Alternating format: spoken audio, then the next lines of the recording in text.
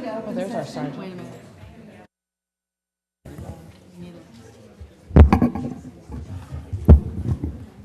Mine's off.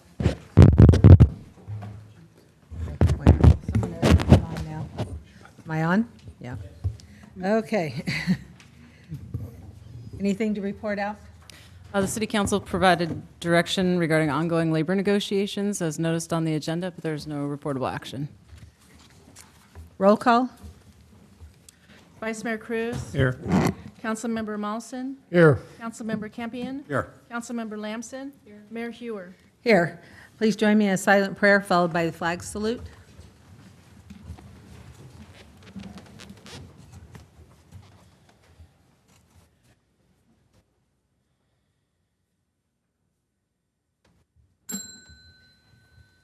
Pledge allegiance to the flag of the United States of America and to the republic for which it stands, one nation, under God, indivisible, with liberty and justice for all.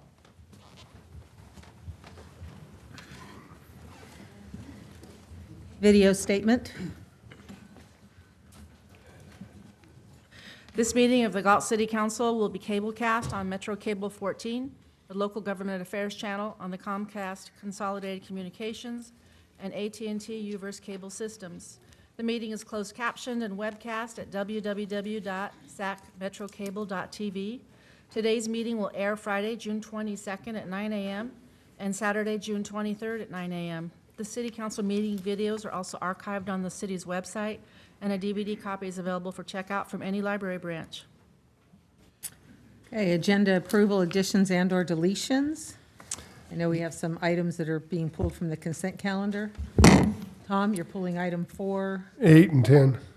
4, 8, and 10. Mark is pulling 5. Correct. Staff is pulling 7, Can I pull 6? 6. Wouldn't it be easy to say which ones are? It's only one. One. Kurt? Okay.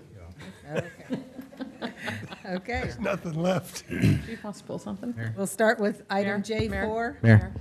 And unfortunately, Officer Wan's not able to be here right now. They're out on a call. So we're going to have to postpone that for another meeting. Okay. And new employee introduction, Jasper Wan. That's a police officer. That's who. Well, he's already been sworn in. It was a very nice swearing in. So, okay, presentations.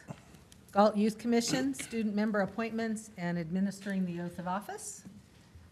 Tina?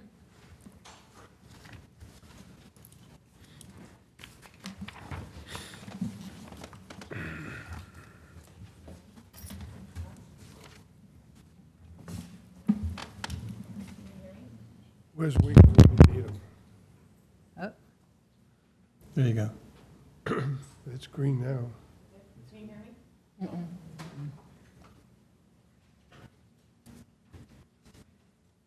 Go ahead and try again. I think it's on. Good evening, Mayor and council members. The recommended action is to accept the student member appointment selected by the Galt Youth Commission Adult Mentors. Per the Galt Municipal Code, Section 2.85.050, the student member shall be interviewed by the adult members of the commission. Each student member shall be submitted for acceptance by the City Council and serve for a 2-year term commencing June 1st and ending May 31st. The 5 selected applications are on the back of your agenda report. And do you have any questions?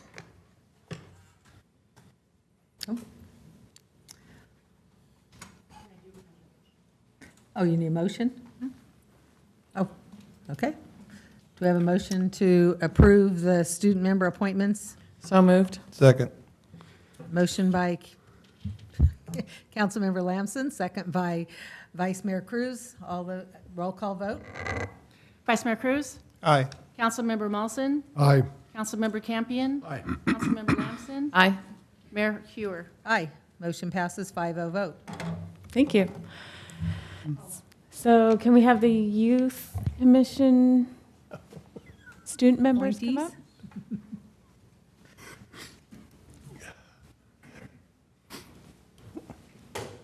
You're bad.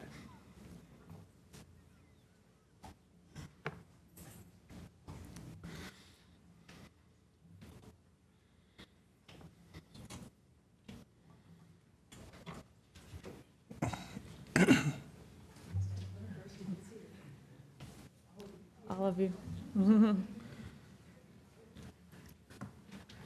So we have Jamie Martin, Carla Ramos, I'm getting this right, Ashley Rivas, and Helen, I'm not sure, it's a copy and I can't read it. Do you want to tell me your name, Helene? Oh, Halen Stellens. And Cody cannot be with us. He'll be Cody- sworn in at a later date. Cody Wilcox. He'll be sworn in another date. Yes, next week. So go ahead and raise your right hand. And repeat after me.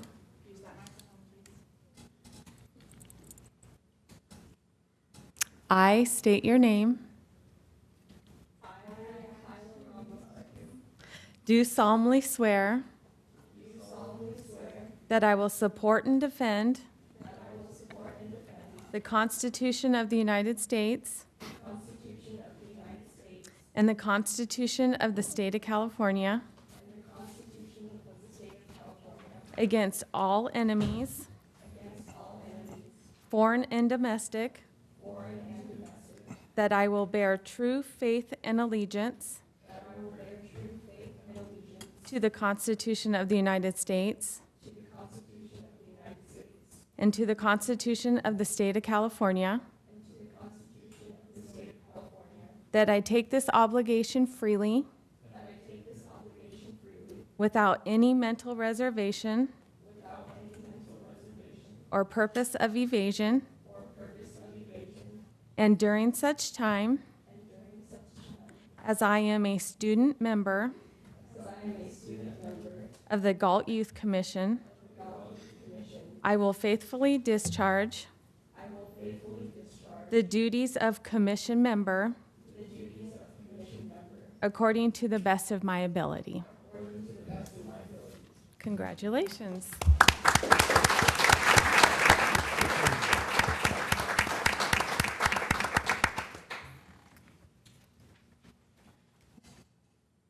Thank you.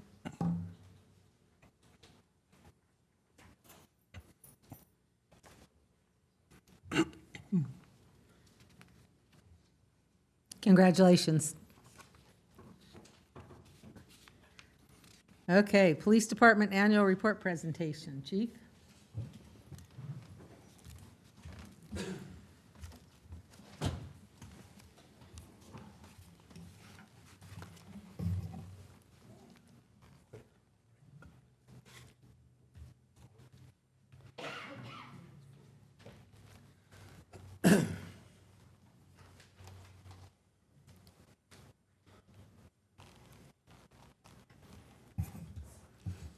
So the reason why I was smiling and stepping back is because we're going to time this to see how long it takes. I won't reveal how long I'm supposed to take. So anyway, ready, go. Mayor Hewer and council members, this evening I'm happy to present the Galt Police Department Annual Report for 2017.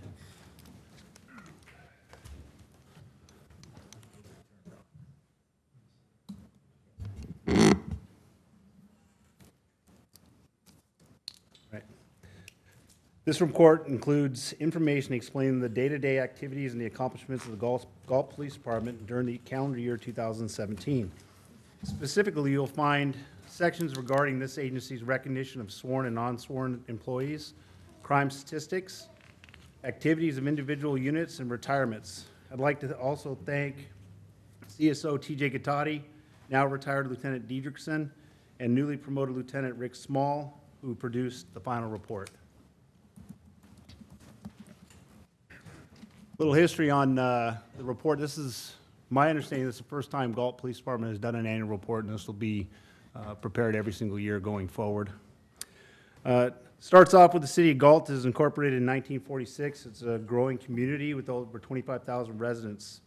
Galt is a family-friendly city with affordable housing and small-town atmosphere, and we enjoy a great opportunity, a great quality of life with our sports and recreation programs, community events, and our market. So we're a full-service police department.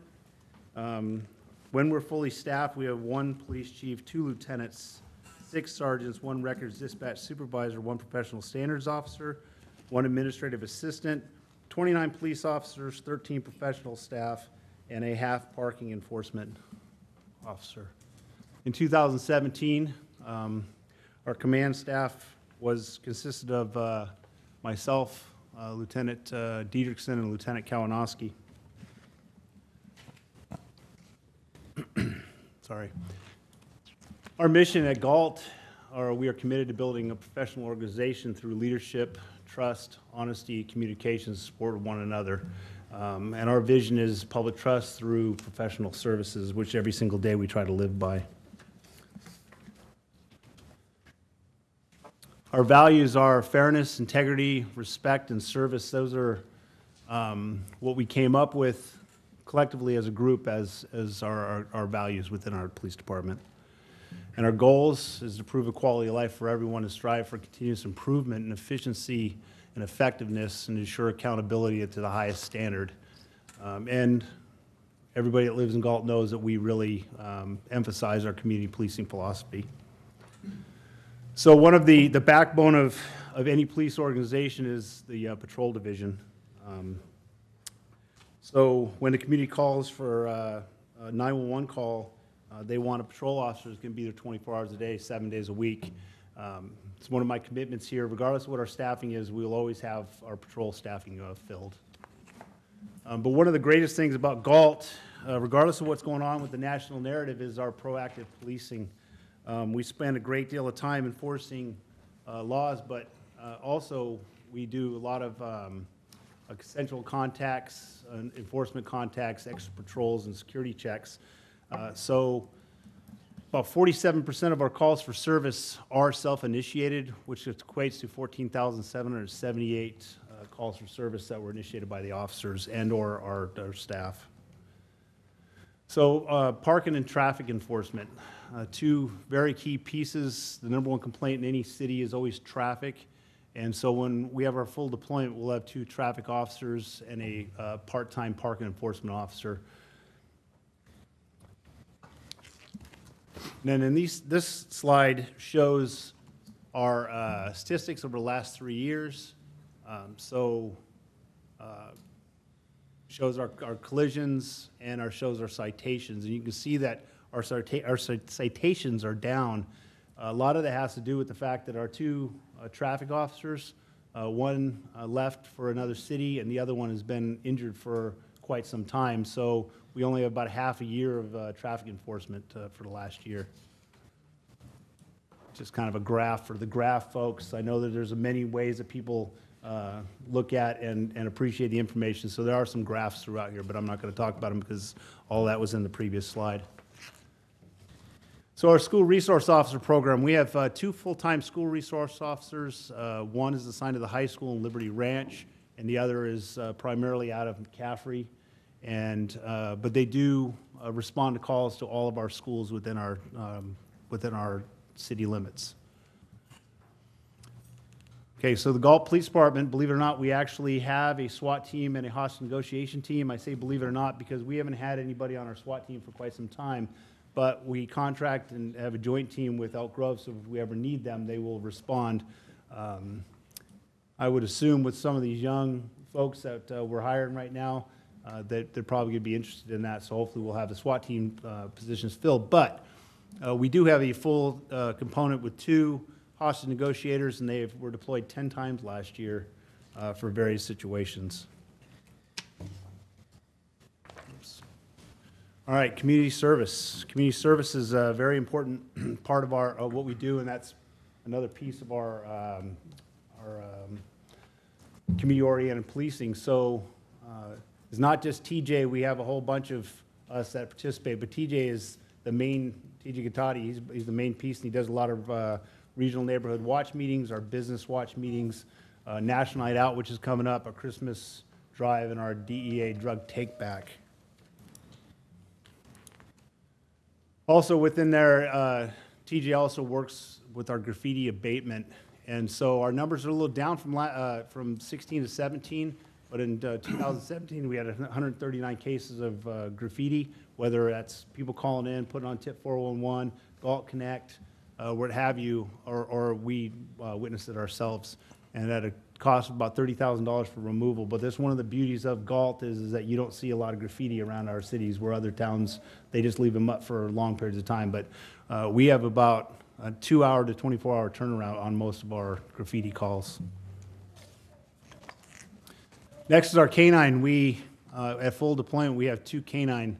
Halfway through the year, both of our canine, one dog retired and the officer's still here, and then the other handler went to another agency, and his dog was old enough to retire. So currently, or halfway through the year, we didn't have one.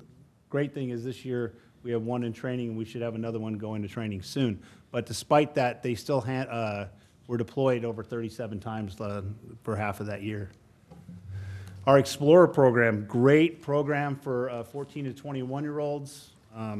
We have a rigorous program training them about law enforcement. It's a great program, and they also participate in a number of events throughout the city, to include Tiny Smiles Run, the Galt High School Zombie Run, Kevin Tom Memorial, the Independence Day Parade, Liberty Ranch Homecoming, and Lighting of the Night Parade. All right, our field training program. Field training program, anytime you hire new people, you have to have people to train them to become cops. The interesting thing is that in order to become a certified police officer, you have to go through the academy, which is 6 months long, or the extended one is 10 months long. You get hired on, and then you have to go through at least 400 hours of training, and then following that, you have to finish your probation, which is 18 months, and then and only then do you get your certification to be a police officer. So it's about a 2.5 year process to get certified. Last year, we trained 5, and we had 2,225 hours of training for our new folks. Our support services, the primary function is to provide operational support to the operations and the patrol people. So that's criminal investigations, our records, communications, which is our dispatch, our property and evidence, and our CAPS program. So our investigation unit, they handled over 387 cases, and they had a 68% closure rate, which is phenomenal for any police agency. The average is about 33%, but we far exceeded that. Our detectives follow most cases all the way through. The one that I like to talk about when everybody asks, because everybody was familiar with the creepy clown thing that was going around about a year and a half ago. The one we had in Galt, we found out who that was. Most departments can't figure it out, but we tracked that all the way down. You know, that's the kind of attention to detail. We handled a lot bigger cases, but that's just one that everybody's aware of because it made the national news. Not for us, but that phenomenon. So our investigations unit handled some pretty unique cases. I'm not going to read this entire slide, but the shootings and the marijuana grows seem to be the biggest ones that we handled over 2017. Our records unit, those are the 2 ladies that are up front when somebody comes in the lobby, but they also do more than that. They handle quite a few items every single day. It's 2 full-time people. The supervisor for records also supervises dispatch, and they are a key piece to our organization. Without them, all that paperwork, all those reports, everything that has to go up to the district attorney's office wouldn't get accomplished. And then our communications, those are our dispatchers. So total calls for 2017, 38,991 calls. That's 6,562 911 calls coming into our dispatch center alone. I'm proud to say that we're fully staffed in dispatch, and they are just doing an amazing job. And then our property and evidence. Everything that gets booked in has to be stored for a period of time based on the law. As an example, if it's a homicide, they have to keep it for 99 years, which means they keep it forever. Some items have to be kept for 5 years, 10 years. At the dispo of the call, or the dispo of the case, the judge could say, you can get rid of the evidence. It's a constant flow of paperwork, and the attention to detail is key. One thing that we did do is we had a DOJ audit, and we actually got an A on our audit, which is the highest rating you can get. And so Lynn Hutchinson, who just recently retired, she's just doing a phenomenal job in there.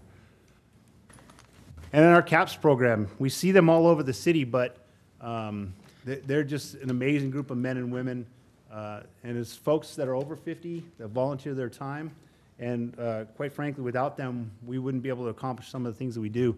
Specifically, the stuff they do in the schools, and then they come out whenever we have a critical incident. But the other thing is that all of our special events, the caps are all there. They do that free of charge to the city. They do it. They volunteer.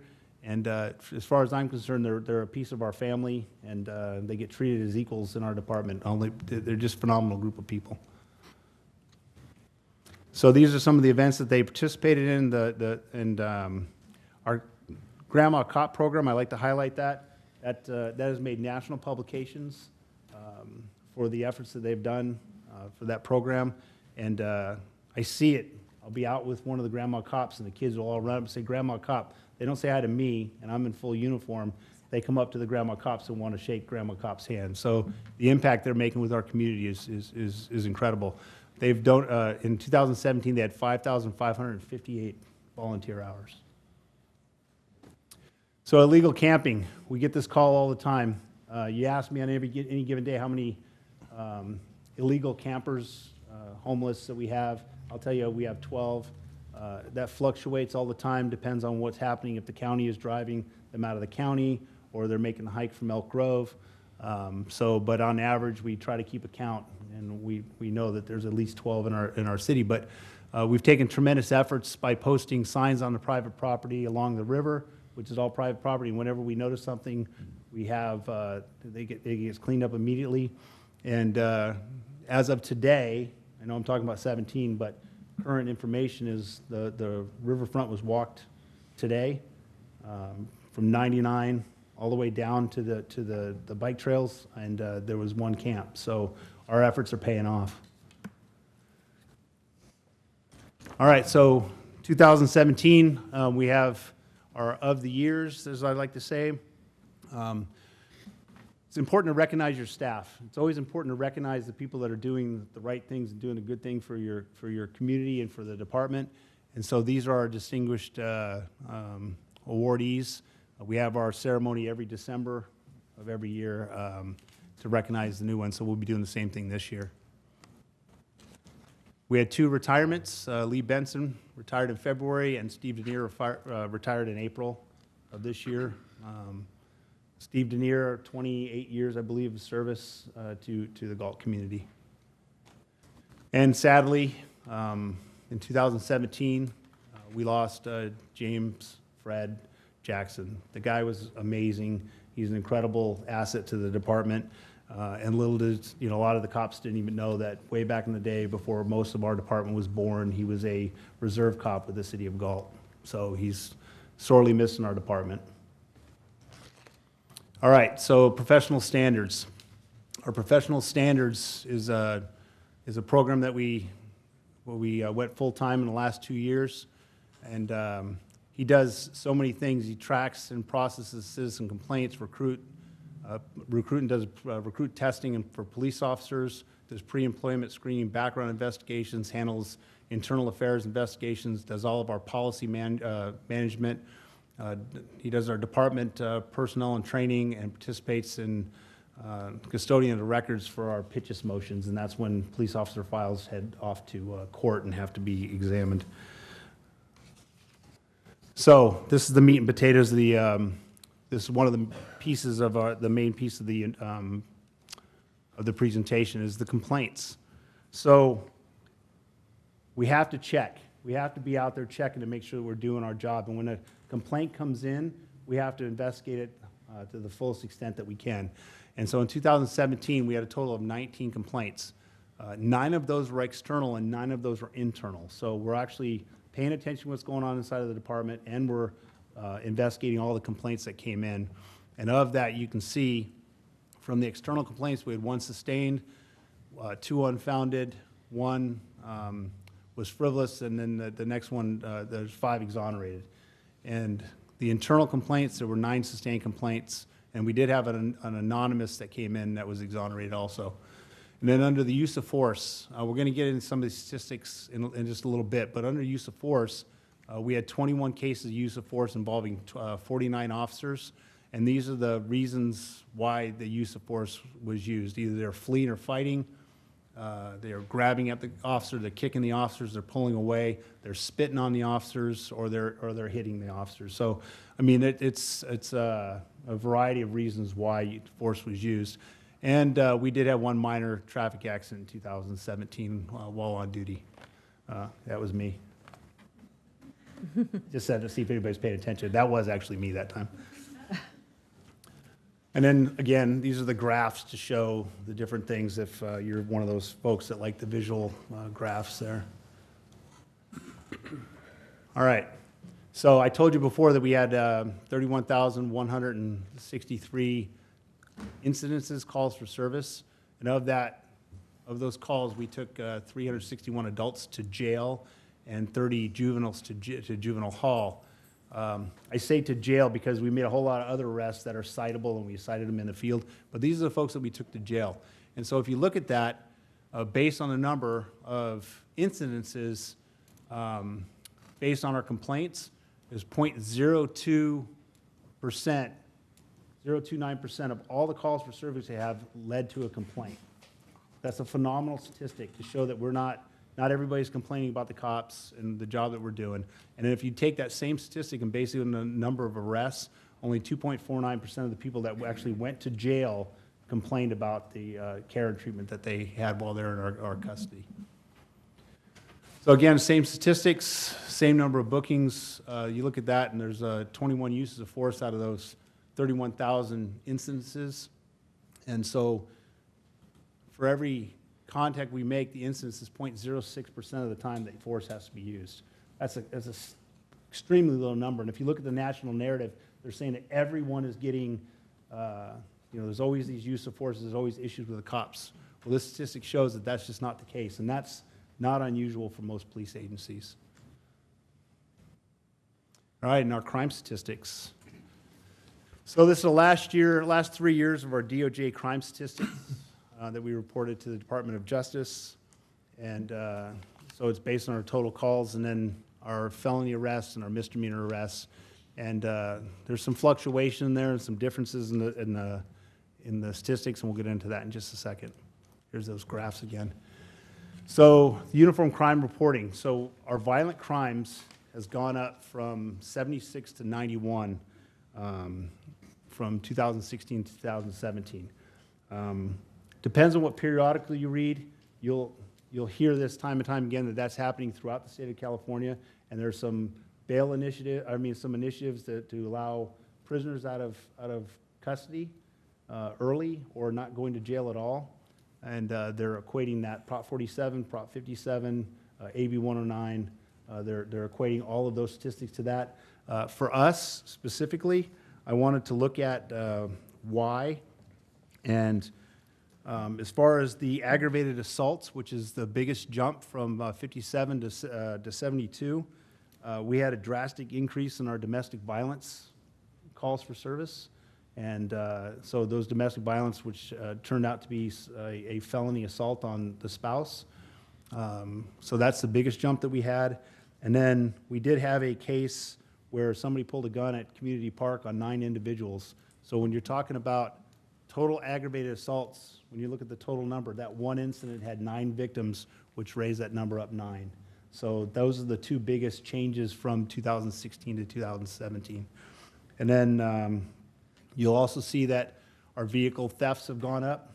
That's been a steady rise throughout the state of California. And only one can theorize as to why those numbers are going up, but we do pretty well on the vehicle thefts, and for some reason, 2017 we had a spike, but we still don't know why yet, because most of them are stolen out of here and taken to another city. So, and then our community outreach. We have a great community outreach program. We're committed to making sure that we are out in our community and spending time with our community and our faith-based groups and other organizations. Our officers are out there all the time, whether they're in patrol cars and stopping to meet people or it's a planned event. We take pride in our community and we serve, and you can see it every single day in the way the officers interact and the positive information would come in. You know, I show those statistics about the complaints that came in. I probably had about 40 compliments coming into the department and only 9 external complaints. So we do a lot in our community. We have the National Night Out, Coffee with a Cop, the holiday parades, 4th of July parades, but that's only a small segment of the big things that we're doing every single day. We did a Tip-A-Cop in 2017. That middle picture up there for Law Enforcement Appreciation Day, to honor Officer Kevin Ton, we were invited to the AT&T Park to participate in that, and I was able to stand, that's home plate right there, I was able to stand out there and honor him, so just absolutely amazing. We participated in the Police versus Fire volleyball tournament. We didn't win, but we're going to do it again this year. And then this is our National Night Out and one of our Coffee with a Cop events. Special Olympics Torch Run, which this is a picture from 17. We're going to do it again this Friday. And then the Santa Toy Drive is there too. So we did some great things, but we also internally within the department, we spent a great deal of time working on how we can make life better for the employees within the department. So we got a new scheduling software. We developed a succession plan and a training plan for our department. And in 2018, these are some of the initiatives that we have. To get a new auto logger that's through the dispatch, so every call that comes in, we'll be able to record them. We do that now, but ours is old, so we need to update that. Text to 911, our range improvements at our gun range, and then we're getting new rifles and less lethal weapons for the patrol officers. And that's it. That is my whole presentation. How did I do, Gene? Did I do under 10? Not even close? I bet if I cut all the uhs out of it, I probably would have made it. Almost 23. 23 minutes. I owe Gene lunch. All of us. Couple lunches. So anyway, Mayor and Council, if you have any questions, I'd be happy to answer them. Thank you. I have one. You hired 5. How many, we had 2 retire, then how many others left? I don't know how many left. That wasn't in the report. I didn't look that number up. And then one on this, Kurt mentioned, should the corporals be on here? That's just a short breakdown. I mean, we could have made that a much bigger slide with a lot more So how many- layers to it. How many corporals do we have? We're authorized 6, we have 3. Okay. Okay? Thank you, Chief. Great job. Where would you like to go, Gene?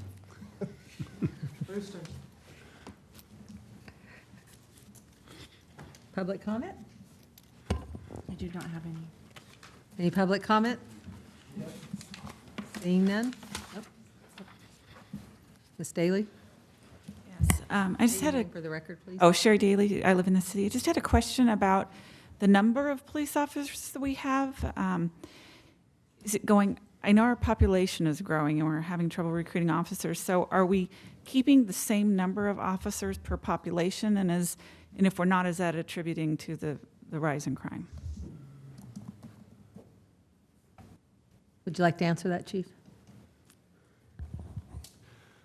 So I spent a lot of time looking at other cities and their recruitment efforts. And our numbers actually, right now, like currently, we have 6 vacancies. If you go around the region, even to those departments that we are losing officers to, they are having one heck of a time recruiting officers also. And they're all short-staffed. The one I can tell you is over the Sacramento. They have over 100 officer openings. So, I mean, it's national phenomenon, people not wanting to come in. So the question was, I believe, is that attributed to our crime? And I don't believe so. I think it has a lot to do with the fact that what used to be a felony now is a non-bookable offense, and we write somebody a ticket, and then we send them on their way. So I can give you an example of last night. Last night we had somebody that was in possession of stolen property, confirmed, and that used to be a felony, and this individual is on probation, and he got a ticket and sent on his way. We took the property, of course, and returned it to the rightful owner, but they were sent on their way. So there's the consequences are lessened. So, and I also think that some of the aggravated assaults are direct relation to the fact that since you're not going to jail for being under the influence of or having the drugs in your possession, more and more people are using the drugs for a prolonged period of time and never getting a chance to sober up. So there's a lot more violent encounters, even against our officers. Some of those aggravated assaults actually were against our officers. Thank you. Reports by city council members on regional boards, commissions, and committees. Oh, did you want to read public comment statement? I read it. Sorry, wrong one. Under Government Code Section 54954.3, members of the public may address the council on non-agenda items. Speakers may address city council on any agenda item during consideration of the item. Speakers shall restrict their comments to issues that are within the subject matter jurisdiction of the city council and limit comments to a maximum of 5 minutes. Please fill out a speaker sheet located on the table inside the entrances to the council chambers and forward the completed speaker sheet to the clerk. Tom, reports by city council members on regional boards, commissions, and committees. I have nothing on regional boards. However, I did attend a couple items at our local library. First Robotics 2 weeks ago, and Kids Amateur Radio Day last Saturday. So for summer programs, our library has a lot. You might want to check it out. Vice Mayor Cruz? I have nothing. Kurt? Paige? Just attended a couple of Chamber of Commerce new businesses. It was great to see some new businesses in town. That's about it. Okay. Nope, it's been pretty quiet 2 weeks for me. I also attended the Amateur Radio Kids Day, which was really informative. It's a skydiver. Jumping out. Skydiver, yep. Okay, information consent calendar. So we will start with item J4, pool, Tom. Agreement among City of Galt, Galt Joint Union High School District, and Galt Joint Union Elementary School District regarding the School Resource Officer Program. Just a couple comments on this one. It's a real good deal for the school districts. And this agreement on our consent calendar, we're first in line. Both school districts also have to agree to this. So I would stay tuned and make sure that they do it. There's no reason they shouldn't, and I believe the superintendents know it's a great deal. So there shouldn't be a problem, but I just want to know that we're first in the bucket, and it still has to be approved by both school districts. That's it. Any further comments? Roll call vote. Oh, do I have a motion? I'll make a motion. Second. A motion by Councilmember Molson, second by Vice Mayor Cruz. Vote. Vice Mayor Cruz? Aye. Councilmember Molson? Aye. Councilmember Campion? Aye. Councilmember Lamson? Aye. Mayor Hewer? Aye. Motion passes 5-0 vote. Next item, J5, subject, Galt Landscaping and Lighting District's Engineers Report, intention to levy and collect assessments for fiscal year 2018-19 and set public hearings. I had this brought forward because going through the agenda, I found a discrepancy both between the budget statement and the agenda's numbers for us. And I had concern. I brought that to Emily's attention, and she was able to explain that. But since this is public monies, I thought it would be appropriate for the public to know as well how that conversation went about. Am I on? Yes. So in the staff report, there is a table in the staff report that shows the projected expenditures, revenues, and net proceeds for the 3 L&L districts. The net proceeds amounts that are listed there agree to Schedule 4 of the budget. And let me explain to you how that is. Let's take Northeast L&L, for example. The net proceeds there are negative 172,028, and that consists of, if you look at Schedule 4, the change in fund balance plus the deferred maintenance. So the change in fund balance was 169,001, and the deferred maintenance was 3,027, and together that adds up to the 172,028. The other thing that Mr. Cruz, Councilmember Cruz, was asking me about was the detail pages in the budget, and wondering why the detail pages don't have the same total as the Schedule 4. And the difference there is that the detail pages do not include the transfers out. So if we look once again at the Northeast Lighting and Landscaping District, on the detail page, it shows appropriations of $571,367. If you look at Schedule 4, you'll see that there's a transfer out of $79,418 for a total of $657.85, which is the amount reported in the staff report and on Schedule 4 as the total expenditures. Thank you. And with that, I'll move it. I have a public comment. Let's take public comment. Sean Farmer?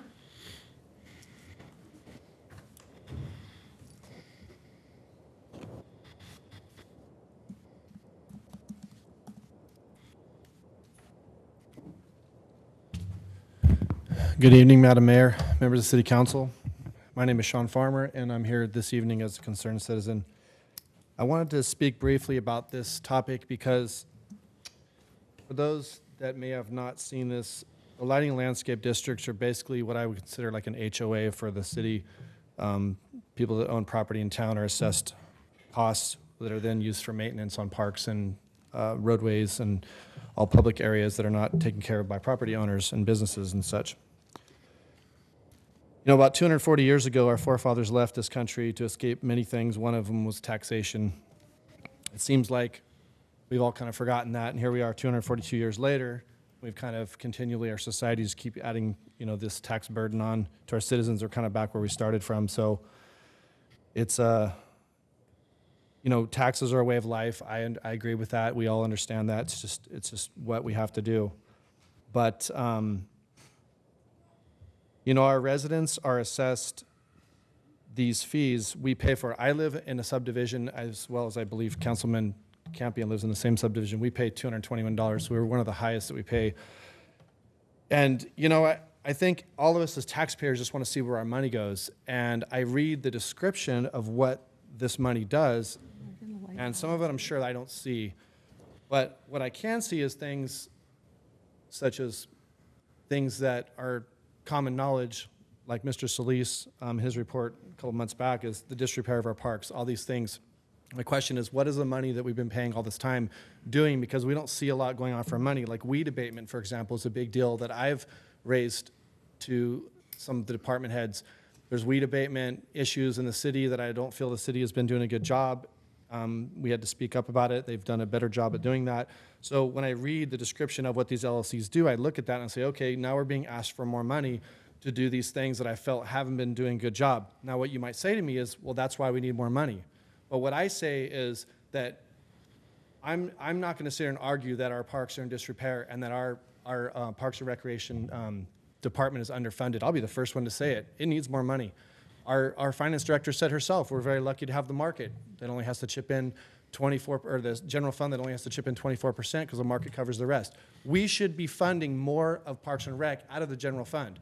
But instead of doing that and looking for ways to do that, we just want to go to the taxpayers and say, hey, can you guys pay a little bit more on your property taxes so we can take care of these parks and all these things that are being taken care of? And, you know, I want our city to look nice. It's something that I am very passionate about. I was in Oakland yesterday. I went to San Francisco for a baseball game, and I was going through Oakland on the BART. I'm looking out the window, and it's just like, I mean, you just look at the window, just complete, looks like a landfill. And I think to myself, I would never want to see Galt look like that. It's just a travesty. It's like they've just given up. I don't ever want Galt to look like that. So part of taking care of Galt is obviously these districts that we have and these funds we raise to try to keep Galt clean and maintain everything. But I also see what some of the citizens have come to me lately in the last couple of days and say, well, why are they asking us for more money on our taxes to pay for these things when we had enough money to put $830,000 extra in the reserve fund, which is pretty much almost 5 years worth of the deficit that you have, the $177,000 or $178,000 in deficit that these lighting and landscape districts are going to come up short. That's almost 5 years worth of that. So we can do that, and we can hand out raises, which are still kind of in people's memories. But we have to then go back to the taxpayer and say, hey, can you guys give us more money so we can take care of our parks and everything? I mean, we are already paying as taxpayers into these departments that pay for these maintenance of these things. I just want to see, I see the two biggest costs in the Northeast District is personnel and professional services, 160-some thousand for one, 160-some thousand for the other. I look at that and I think, well, what's the breakdown of that? What are those services? One of them says the hiring of contractors to do X, Y, Z. The other says staff. So you look at both of those, like, well, they're doing the same thing. To me, it looks very admin heavy. So when we're asked to pay more money, I want to see where that money's going. I want to see weeds taken care of. I want to see things that the citizens can actually see something taking place. Anytime that the citizens are asked to pay more money, it's very important that you as council members, as representatives of us, think very hard about this, because we don't want to be too quick to pass on costs to taxpayers. They're being asked more and more, water rates, you name it. People are upset about costs going up on everything. So please consider all that when you guys decide to do stuff like this. Thank you.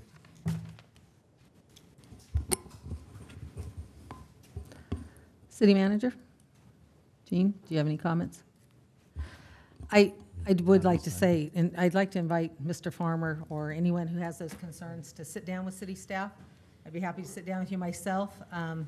Many of the statements that you just made are not factual, and I'd be really happy to help educate you on what the information is. So, thank you for your comments. I'll reach out to Mr. Farmer if you'd like to sit down Thank you. and discuss that. We can. Thank you. Any further discussion? Comments by staff, council? I have a motion by Councilmember Vice Mayor Cruz. Do I have a second? I'll second. Motion by Vice Mayor Cruz, second by Councilmember Mawson. Roll call vote. Vice Mayor Cruz? Aye. Councilmember Mawson? Aye. Councilmember Campion? Aye. Councilmember Lamson? Aye. Mayor Hewer? Aye, motion passes 5-0 vote.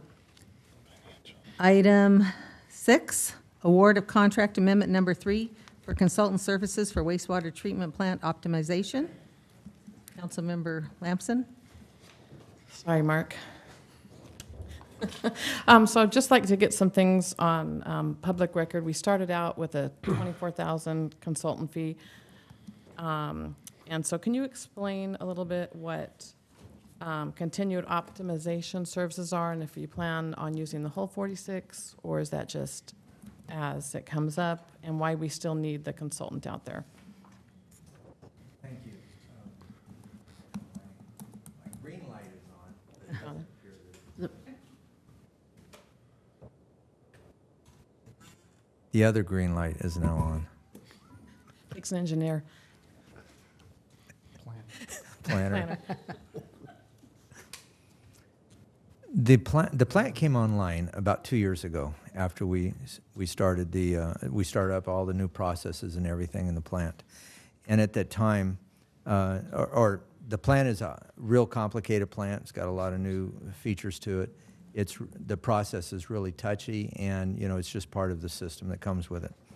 We had initially, when we went through this process, we brought on Dan Cordonovas, who was part of the original startup.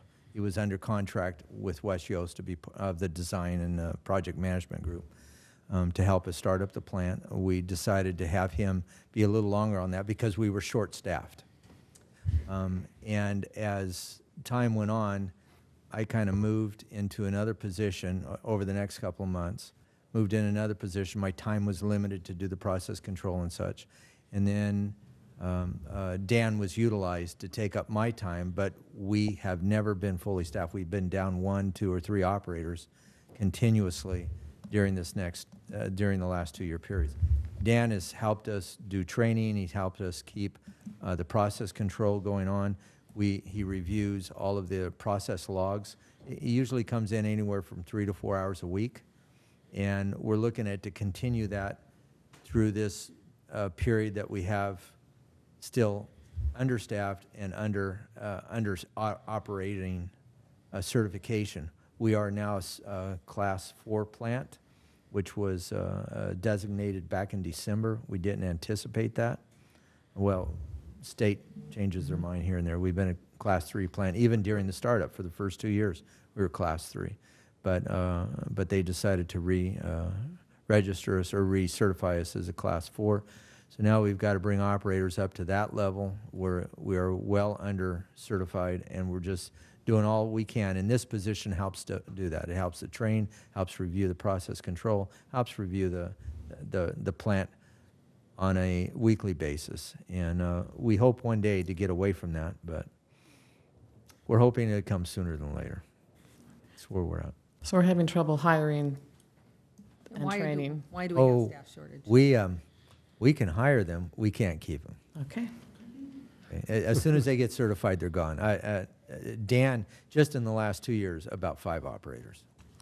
To a we larger only have water 6. districts, to larger waste, to larger plants? Well, larger just down the districts? street, Sacramento Regional, most of them. It's right down the street. Thank you. I had an opportunity just recently to tour the plant with Winkler, and it is a extremely complex chemistry project. And that's what these operators are certified. And if we lose the balance of how that plant operates, I think it would take upwards of 2 weeks to get it running again. What would happen? You know, what would you do in those 2 weeks? Just think about it, okay? So it's extremely complex, and you've got to have the expertise, and until we have operators that stay around long enough and trained long enough, we're going to need to have that expertise. So Mark, do you think they leave to go to the other district because of the wage issue? Number one issue, that's what they tell us when they leave, so. That's what I hear, okay. Okay, any further discussion? Do I have a motion? So moved. I'll second. Motion by Councilmember Campion, second by Councilmember Molson. Roll call vote. Vice Mayor Cruz? Aye. Councilmember Molson? Aye. Councilmember Campion? Aye. Councilmember Lamson? Aye. Mayor Huron? Aye, motion passes 5-0 vote. Item number 7 was pulled by staff. Mr. Clarkson? We would like to. Appropriation of I need a SB1 planner. maintenance and rehabilitation funds and year-end fund transfer to balance the gas tax maintenance fund. There we go. We would like to pull it and bring it back at another council meeting, make some adjustments to it. And the reason? The SB1 people are not completed on their project, on the allocation of that. We don't really know what the allocation, it can be upwards of 150. We're not sure. We should know within the next couple of weeks on what that allocation will be. They've just been running all kinds of numbers. And we would like to bring it back to you one time and make sure we don't have to come back. So, And My understanding is we're anticipating an increase in the revenue. yes. and there's no time-sensitive issue with this. Not at this time. Our contractor, the SB1 money that we're looking for funding is on the SRTS project, the project that you see currently out there right now. And we anticipate several more progress payments into at least August and possibly September. So we could do the claim at that time. Thank you. The reason I ask is because it's going to be a while for the next council meeting. Any further questions, comments? Do I have a motion? Nope, no motion required. Oh, it was pulled. Thank you. Okay, item number 8, approval of project and expenditure plan and Transportation Development Act claim for fiscal year 2018-19. Mark? You didn't pull it, I did. Oh, I'm sorry. The only reason I pulled it is going through the staff report. If you get to page 282, under alternatives, it says, council could also require that any amendments to the TDA claim be brought back for council approval. That kind of sounds like, do we want to do that? I think that's almost standard operating procedure, isn't it? I mean, that, if there's amendments or something like that, it'll be brought back a consent item or something like that. It will be. Yeah, okay. I just wanted that for clarification, that's all. With that, I'll make a motion. Second. Motion by Councilmember Molson, second by Councilmember Lamson. Any further comments? Roll call vote. Vice Mayor Cruz? Aye. Councilmember Molson? Aye. Councilmember Campion? Aye. Councilmember Lamson? Aye. Mayor Huron? Aye. Motion passes 5-0 vote. Okay, item number 10, consider opposition to proposed drinking water tax. Tom? Oh, I pulled that one too, didn't I? Yes, you did. Yeah. Okay, having twice testified, that's what they call it in public comment when you go to the water board, they call it testifying. Having done that twice in front of the water board, particularly on water rates to our citizens. I mean, costs were brought up tonight on that. And pretty much being tossed out of the meeting both times. On retrospect, I can understand that the water board was as frustrated as I was, and you are, I'm sure, because they had as much control over the rates as we do. However, with the drinking water tax, this would basically turn our city into a tax collector for the state. So, yeah, I'm opposed to it, so I'd like to make that comment. I know for me, one of the real issues is that we have spent, and our citizens, all of us are paying. A lot of money. Have spent a lot of money on improving our drinking water. Yes. Putting in 2 new wells, upgrading our plants, doing all of these things, and our citizens are paying for it, and now this is asking Yep, and our this, community to now help pay for other communities that haven't Yep. brought their water up. to and the standard. state requires us to do that. And now they're trying to require us to tax you on top of it. It's just,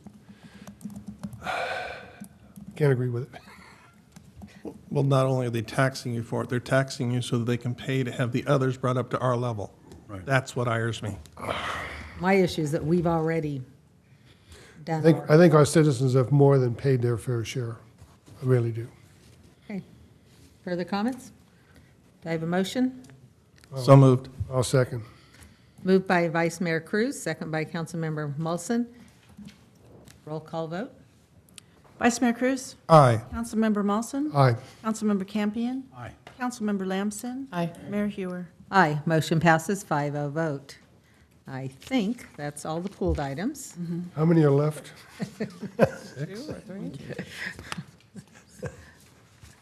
Okay. Item 1, minutes of the regular meeting of June 5th. Item 2, receive and file warrants. Item 3, financial records maintenance. 10, 11, 12.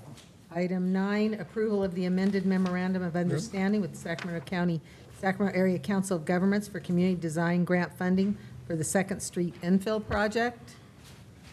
And I think that's it. No. 11. Number 11 and 12. Leadership and Communications Coaching.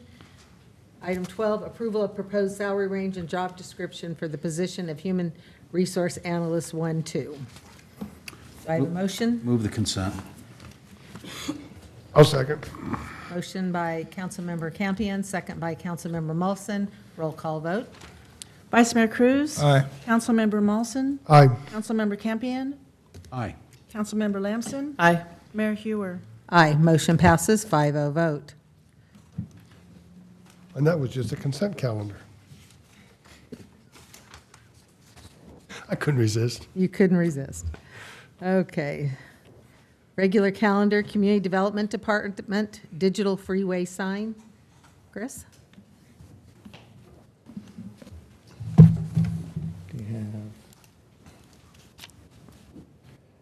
Good evening, Mayor and council members. Chris Arias, Community Development Director. The item you have before you is a authorization request for proceeding with a digital freeway sign at 500 Fairway Drive.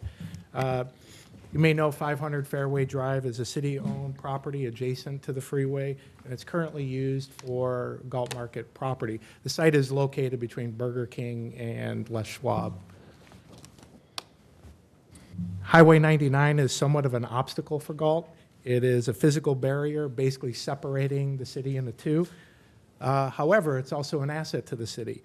Properties adjacent to the freeway are zoned highway commercial, which takes advantage of the freeway access and visibility, making it ideal for gas stations, fast food, hotels, and other businesses.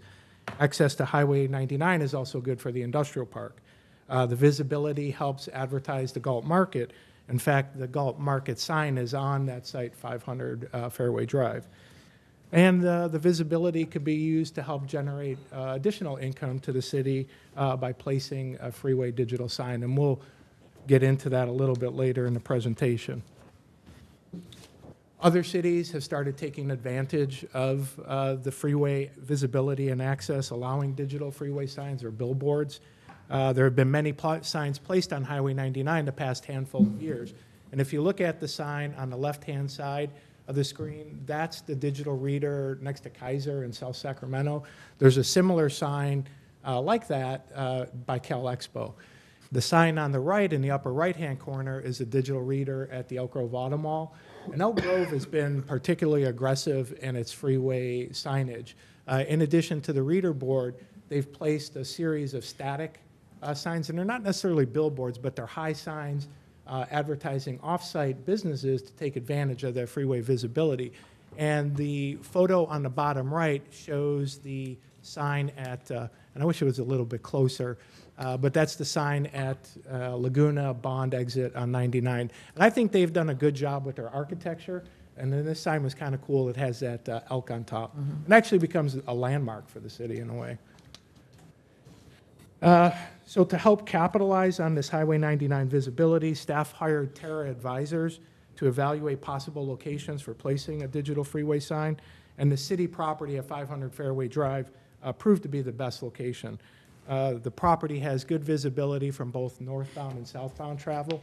And the photo on the left shows southbound travel, which is outstanding. I mean, you probably couldn't get better visibility. On the northbound, you do have some obstruction with the oleanders, but anything higher than 25 feet probably is going to have pretty good visibility on northbound travel as well. And the city's been contemplating putting a sign on this location for quite some time. In fact, there used to be a billboard located on this property, and I think it was removed about 10 years ago or so. So at this point, as I stated before, staff hired Terra Advisors to evaluate those possible sign locations, and they completed what we call the site assessment for Galt, which was included in the staff report package. And Scott Sheldon with Terra Advisors is going to provide a review of that assessment and recommended next steps. And I think he'll also talk about possible income potential for the city with placing that sign. Scott has been working with many cities in the state for these digital sign placements and has become somewhat of an expert on the issue. So at this point, I'd like to call up Scott and have him kind of walk you through the site assessment.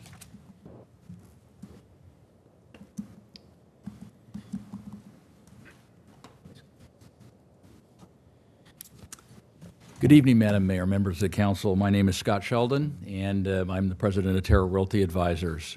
What we are, their company is a full-service real estate advisory firm, basically for public agencies.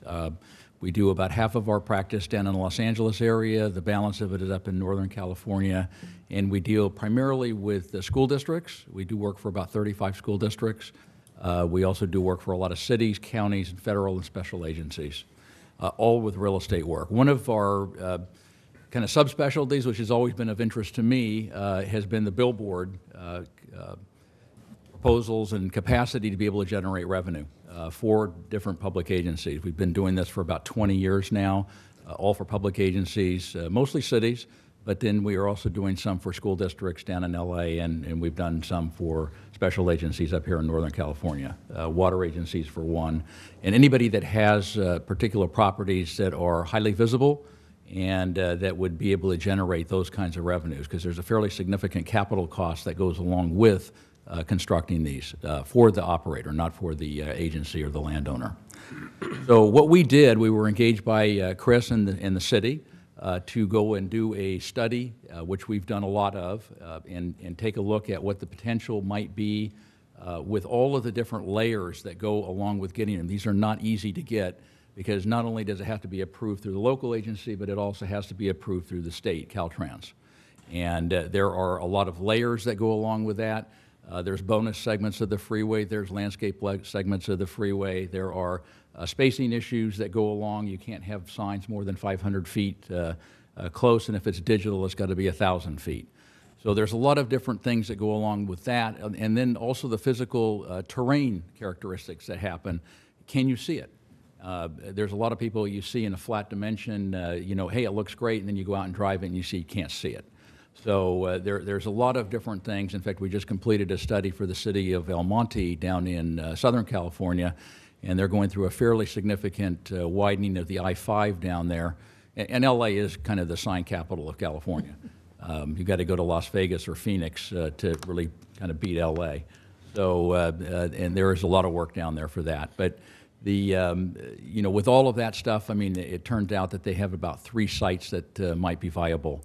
Again, when we came here, when we did a study along 99, there was 3 sites that we were focused on, and out of those, because of either landscape freeway designation, which Caltrans does not allow front signs in that landscape freeway unless you go through a relocation process, which is painful and expensive. We found the one at the Freeway Drive that really seemed to make a lot of sense. And there was, as Chris mentioned, there was a sign there. It was an out front sign. I know those guys very well. And they're very aware that their sign got taken down. But that's fine. So anyway, we did that study. We took a look at it. We think there's value there. In terms of the digital signs, there's not a lot of players. In Southern California, there's probably 7 major players down there that deal with digital signs. In Northern California, the primary people are Outfront, Clear Channel, Marquee is doing some, and then there's some other ones that are almost one-offs. But if you think about it, digital signs basically work on what is known as a click. And a click is every time that image changes, and that changes 8 times a minute. And if you do the math on that, you have a new ad every 8 seconds on 2 sides of a billboard, and that's a lot of ads.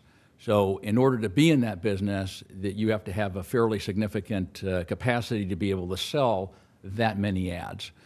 Now, the other thing that we always do in the agreements that we're putting together is include for the agency and the public entities that are there free space, for advertising PSAs for the community, and usually on a space available basis.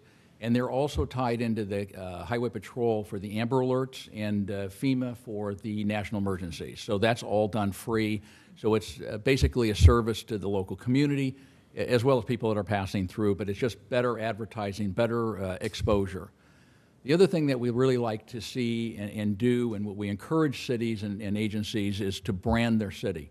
And one of the things, if you think about that next year, you're driving up to Sacramento or you're driving down to the Bay Area and you see these signs, you'll see a lot of times where the city is on there in terms of we are now entering into this city. And it's a branding thing. There's different ways that you can approach that through design, but that's something that we think is very important also. And that's one of the things that is basically provided by the sign company at no cost. So they construct the signs and operate the signs, and then what we always want to do is make sure that this is basically a coupon clip for the agency where you're just receiving a revenue stream. So there's different ways of doing that and structuring that. That would come out of the RFP process, but typically it's the city or agency or property owner would receive a minimum annual guarantee or a MAG, and then we always like to have some protection in there for percentage rent. So if the sign does very well, then the property owner or the city gets a percentage interest in that too. So those are typically how we structure those signs. There's a lot of things about the sign business and all of that. I'm happy to answer any questions, or if I didn't cover anything, be happy to expound on that too.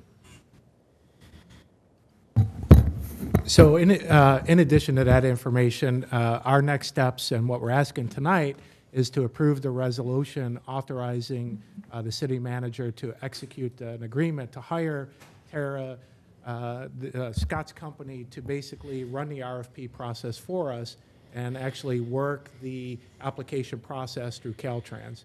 So one of the benefits of hiring Tara to do that work is they have the specialty to do that. I mean, staff, we do not.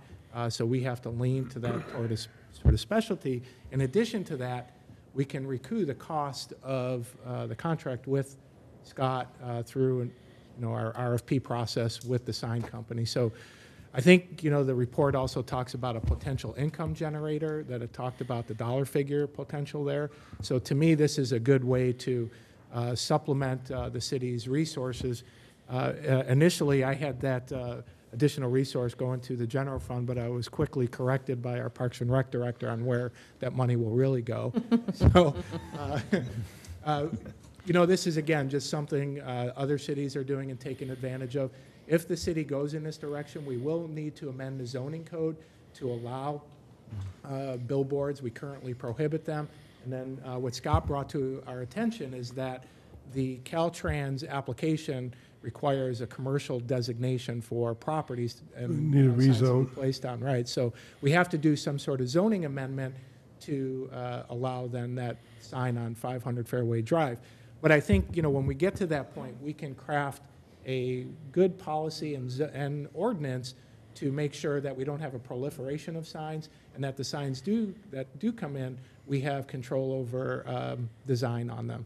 So I'm confident we can really get a nice, attractive sign. I mean, some of those that I've seen out there, I think work really well, and then, you know, the income revenue is pretty good.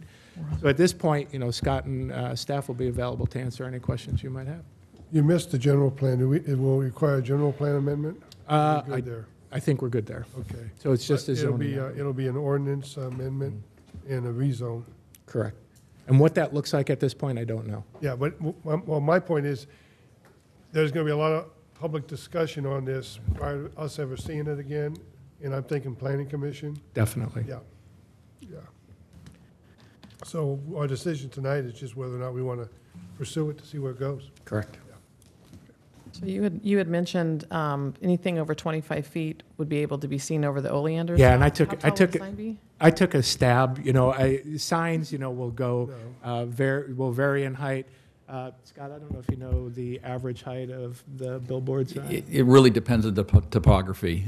What you want to do is you probably want to, the sign companies want it at eye level.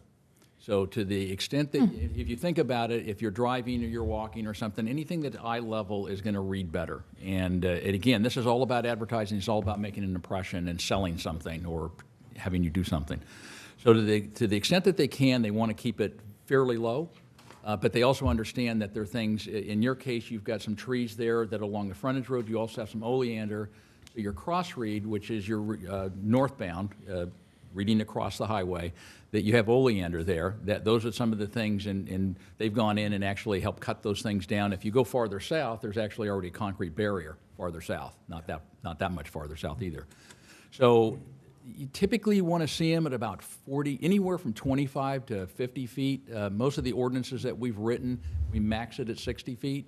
And I should also mention that the size of these signs, a typical standard digital sign is 12 feet by 48 feet. So 12 feet tall and 48 feet long. Wow. So Caltrans also regulates, you can't go more than 1,200 square feet, and it can't be, which is basically a 20 by 60. Not many of those out there. The ones on the Bay Bridge at the Anchorage, if you go there, those are 20 by 60s. They're more expensive. The Port of Oakland, actually, those are owned by the Port of Oakland, and which is basically the city of Oakland, and they're generating probably about $750,000 a year off of each one of those in terms of revenue, and that's been going on for 10 years. So again, a lot of traffic there, and the sign companies will price and value these things based on the quality of the traffic, and the quality of the traffic is the number of cars and how fast you're going, and slow is good. Not when you're driving, but slow is good when for the sign. So basically, if we vote on this tonight, basically approve this tonight, it's going out for an RFP to see if there really is an interest in somebody wanting Correct. to build the sign and wanting to move forward on this. Yep. So that piece of property is currently parking, it's a parking lot. But it's really a pretty underutilized piece of property, isn't it, Armando? I mean, even on flea market days, I don't ever see much parking there. I mean, it's used for the fireworks booth, but I don't. The area that they're talking about putting it in originally had a billboard there, so you're putting it back in there. You shouldn't be removing any parking stalls at all. Yeah, at the max you're talking about a pole that's 4 feet in width. Oh, So okay. at the max that you would have is one loss. And again, So a position, 4 feet across can. no, 4 foot circular in Can diameter. hold a And sign then that big? Oh, yeah. Yeah. Oh, my. I thought it would be a much bigger base. I mean, that's a No. big sign. No, 4 feet. 4 feet's pretty standard. See, there is advantages to only having 4 lanes instead of 6, huh? That slows things down. Unless you're driving. So your confident, or do you feel that the 100,000 a year revenue is in the ballpark? Yes, based on, you know, again, if you're in Los Angeles, you're talking a multiple of that. And again, it depends on the quality of the traffic. Now, there's not that many signs along 99, which is good. And they're all pretty much statics until you get into Elk Grove. Right. So it's going to be, you know, how much advertising can you sell? You meet all the criteria that Caltrans has in terms of businesses within 1,000 feet. There's no spacing issues. You've got all of that. So it's really going to be dependent on, you know, the quality of the traffic that the sign companies see there, and you know, what they can pay.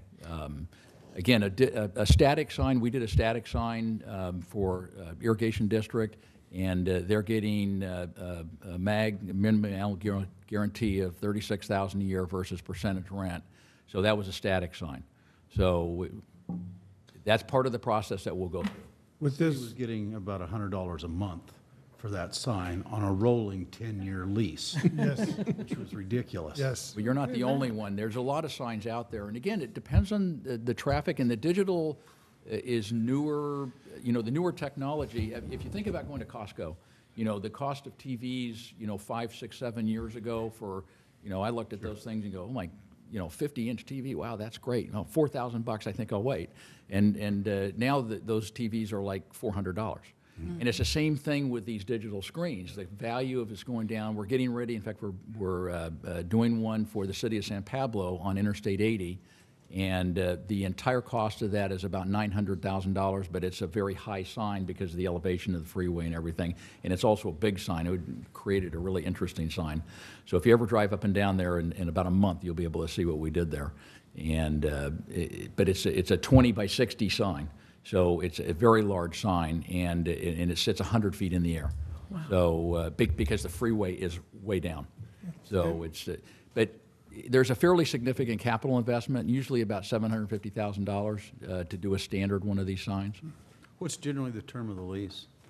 The term of the lease is typically 10 years with options. Is what they want. They want a minimum 10-year for depreciation of the capital investment that they have. So we're doing one right now. It's basically a 10-year with 2 10-year options. It's pretty standard. Usually 10-year with a 10-year, 10-year with 2 10-year options. Is there inflators in there and it's within the? Well, we always raise the MAG. You're going to have all this great knowledge here about acronyms. But we also always want to see a percentage rent. So as the market goes up, you're really more protected with that even than with the CPI increase that you might get. Okay. So in the RFP, or in the structure of it, do you ever give maybe a rate reduction or something to local businesses? I mean, if we put up a sign, I'd really like to be utilized to, I mean, I know it's going to advertise businesses that are outside of town, but that we give some sort of way to prioritize our local businesses, whether there are hotels or, because those are the things that besides the 100,000 it potentially could generate in the sign, it also generates for the community. Have you seen that before where you? Yeah, here's how it typically works in that world. I mean, what you're doing, and you have to make a decision, what do we want to accomplish?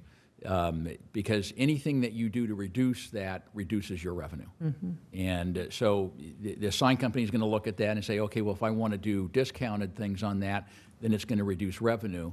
That's something that we can clearly talk about. It's just like the PSAs that you do. You typically do those on a space available, and then it's no cost. So the city produces camera-ready artwork. It's digitized. You uplink it, and everything is digital now, and by Wi-Fi and everything else. So we can talk about that. It's just I'd like you to consider it. I just think, especially for some of our larger businesses, our hotels and those, you know, just because it hits our general, I mean, our strategic plan, you know, about promoting our community. Oh, definitely. And I had the same question about PSAs and discounts for local businesses. I think if we go forward with this and goes through all the process, everything else, and it gets to that point, those are some of the options that we, you know, the questions that we'd be asking to see to make that decision. because, we're not going to make it tonight, obviously. No, and there's lots of nuances. It's always fun arguing over money when you got the money, isn't it? But one of the things that we've done also in terms of how you can structure these things is if the goal is to generate revenue, you can take and allocate a portion of that revenue to a pool where then people can use that pool basically to pay for part of their ads, and you can do that through. You used to be able to do that through RDAs, but now either through chambers or whatever, where you can take and allocate that and then kind of control some of that, where you maximize your revenue and you're controlling kind of how that's working from the ad side. And again, I'm not saying that you do that. I'm just saying that there's lots of different ways of looking at those kinds of things. I mean, of course, we all want to increase revenue, but it also increases exposure. I mean, I think if we go to this I'm not a sign person. I particularly don't like signs, a lot of signs. I find them sometimes to be, all this signs for everything just drive me nuts. So if we, I understand we're just going for the RFP to see if there's an interest out there, but if we head in that direction, I'd really like to see some way that it really benefit our community. 100,000, of course, would benefit our community, but to benefit our community in general and some of the businesses in our community. Certainly. Yeah. Yep. We'd have to consider on the east side, we have a potential housing development and everything else. Now there's a distance between these signs and where you can have residential. And we probably have to look at that. But that would go along with the noise from the freeway too. Right. Yeah, that's correct. In fact, I think the site assessment talked about the site for 500 Fairway Drive and then the proximity to homes nearby. Right. So they did address that in that study, and it will be looked at. Yes. There are lighting studies that are done. There's a very famous study done by a gentleman by the name of Daniel Lewin, which Caltrans has bought into. And again, LED light is a lot different than what your typical fluorescent light is. And these actually, all of them actually angle the light down. So it's not going out. First of all, it's internal. It's not being blasted and then reflected. And it's actually being tilted down. But again, physics lesson, typically what they do is run at 0.3 foot candles over ambient light. So that is dialed down in the evening. So it is not as strong, obviously, because you don't need it during the day. You need more light to be able to counterbalance the ambient light. But the technology on these things is not bad. It's at all. a dark. In fact, it's better than a regular sign. The dark sky principle. Right. Where you put the light where you want it, and not up where the Martians can look at it, which No, you're pointing it down because good. that's your customer going on the information highway. By the way. Any further questions from council? Yes. I noted in the report you had noted 79,000 cars per day. Is that in both directions? And how was that determined? Yeah, that's Caltrans. Caltrans generates that information, and it's 79,000 in both directions. Do we know how that was determined? I mean, obviously Caltrans is one that... Caltrans probably stuck a meter out there. Maybe, Chris, maybe you can answer that. It's not uncommon for them to put some sort of strip out or, not something that they run over, but they do have counters where they monitor traffic on the freeways. How they do that in every situation, I don't know. I know they've done cameras in some locations. I know the old school way, they would actually get counters out at times, but I can't say how Caltrans actually got that count. They do that throughout the state. You can go to their website and pull that information up. And this was done in 2016, so that's actually pretty recent for Caltrans. So again, it's probably more today. Yeah, it's probably going to be much more than that then. But the advertisers are going to look at that also. A lot slower. Yeah. Okay. Yes, it's not just quantity, it's quality. Yes. Exactly. Yep. And slow is quality in this case. Slow is quality unless you're driving, Unless you're in and it. it's not so good. Not so good. Any further questions from council? Okay, any public comment? Go ahead.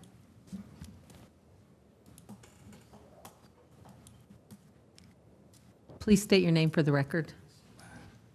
Good evening, Madam Mayor, council members. My name is Benjamin Wilson. This sounds great. $100,000 worth of revenue is great. My question would be what the internal rate of return is. Are we spending $750,000 today as a hard landed cost? Because if that's the case, to extrapolate that over the course of at least 7.5 years, assuming that we were getting that as net revenue, If we're getting that as a gross revenue minus cost adjusted for inflation and other offsets, it's going to end up being 12 to 15 years before the city starts to see any true net revenue coming from that and in our pockets. So I would definitely want to know what the internal rate of revenue is, because that's always the case. I mean, this is, in order for us to see that return on investment, and, 80,000 cars plus pass by it every day. As a business owner, I once had a friend who opened up a coffee shop out on Madison Avenue, and he spent $400,000 because they had to replumb the property, and they built this gorgeous drive-through. This is before Dutch Brothers and everything became popular. And he's like, Madison Avenue, this is great. Look at the demographics, and look how many cars are passing by. And I said, you can only, challenge one way, because the other way is not going to flip a U-turn and flip another U-turn. I'm sorry. Plus, you have direct competition right across the street, plus indirect competition, which is making a cup of coffee at home, for instance. So when you factor in all these variables, the odds of a local business owner, I do run a business out of Lodi, and we've considered putting stuff on signs. And the reason that we haven't went that direction is, what is our return? We're spending X amount of dollars per month on advertising, and how much money are we returning?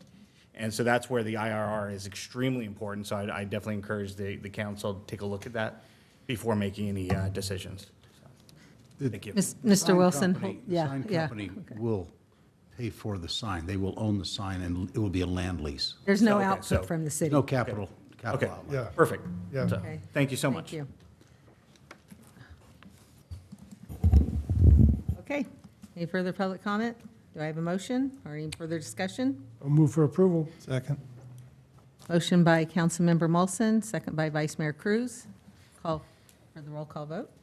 Vice Mayor Cruz? Aye. Councilmember Molson? Aye. Councilmember Campion? Aye. Councilmember Lamson? Aye. Mayor Hewer? Aye, motion passes 5-0 vote. Thank you. Galt Industrial Park Expansion Property Tax Exchange Agreement with Sacramento County. Chris?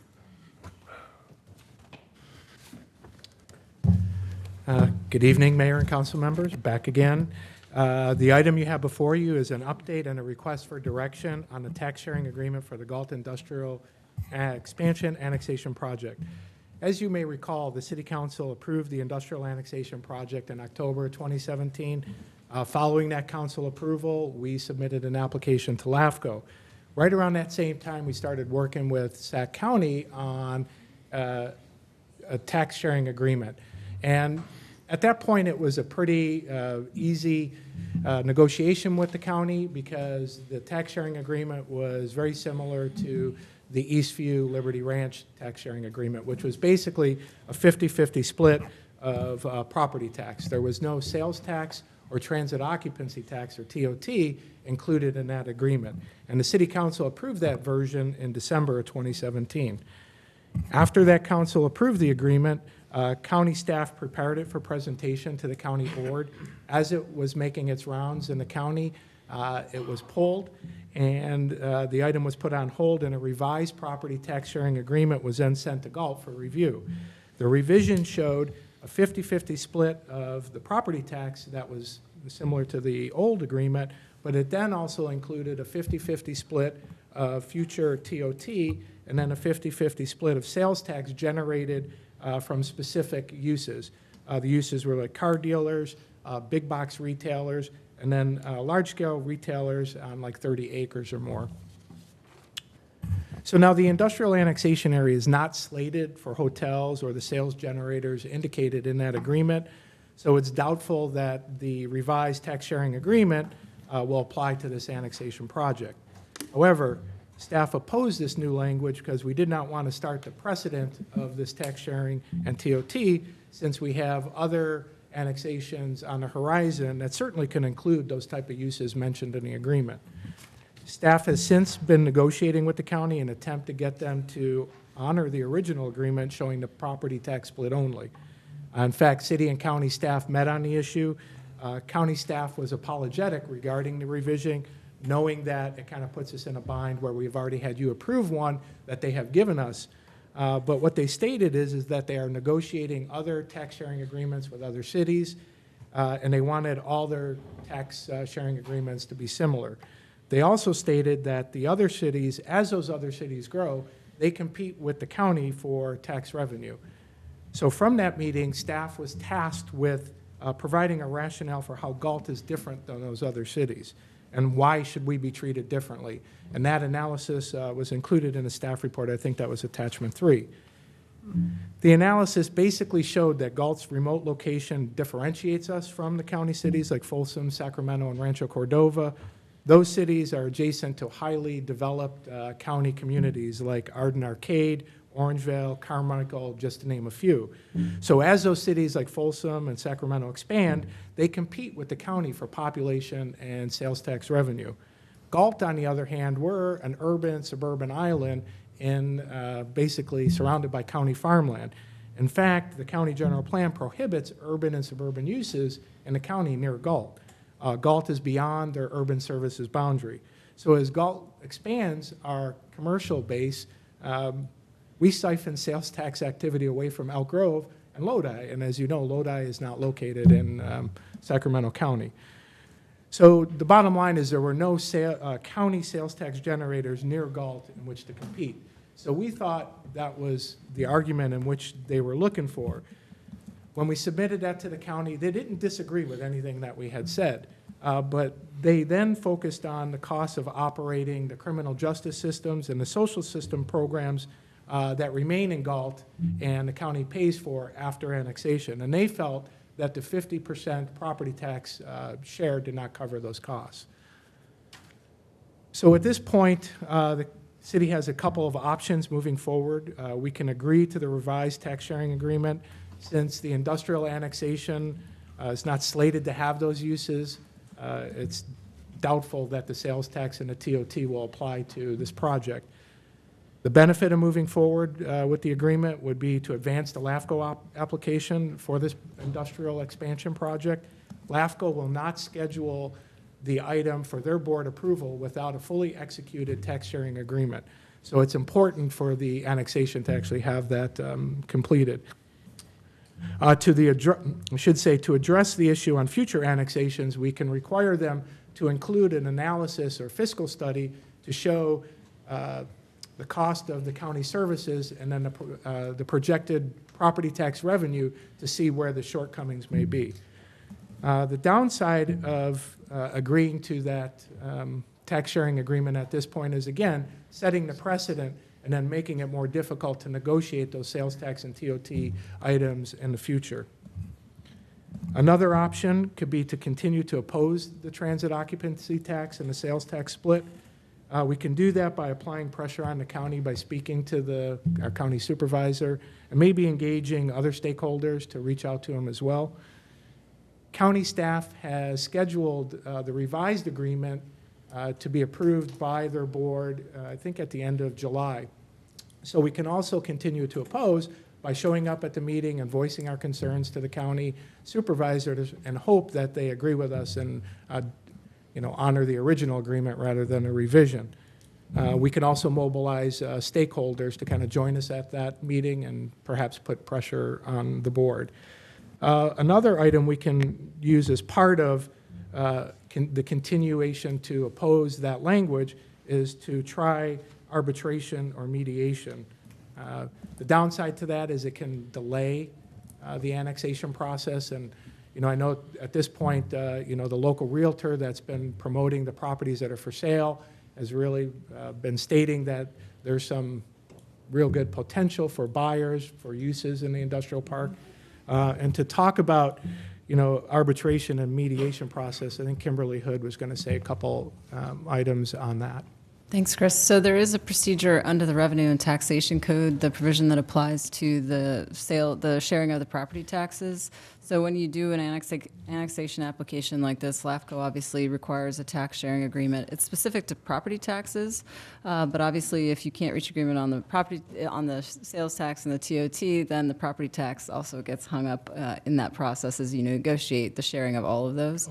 It's actually a mandatory provision under Revenue and Taxation Code provisions that would have a 3-step process, and it involves you would retain a third-party consultant to do a financial analysis. The funding is shared in equal portions by the city and the county. That is supposed to be completed within 30 days. If you can't reach agreement based on that analysis, it then moves to mediation. You're supposed to be able to select a mutually agreeable mediator, share the cost of the mediator. Again, that's another 30-day process. If you can't reach agreement then, it then goes to arbitration. You select an independent arbitrator, but it is advisory arbitration, so the arbitrator would reach a decision, decide which option they thought was the fair and appropriate one, but neither party is required to accept that. It's advisory. The party that was not amenable to that solution would have to then hold a public hearing and make findings of fact as to what their concerns were with that. Usually it is a mandatory process. We have checked, Chris was checking with LAFCO on that because of the timing in this one where we thought we had an agreement and had submitted the application, so the timing is a little different here, but it is still process, it sounds like, is available that we could also ask the county to go through, and given the annexations that are coming in the future, and now that we know this is an issue, may be a process we still will end up in, but it is one we are looking into. So at this point, as mentioned, LAFCO will not schedule the item for board approval until we have that fully executed agreement. Again, we just wanted to update the council on where we were and then seek direction on where to go with it. And to recap, we really have three options. I only talked about two. The one is to accept a revised tax sharing agreement and maybe fight the battle at a later date, continue to oppose, and go the route that Kimberly talked about, and the other is really dropping annexations altogether.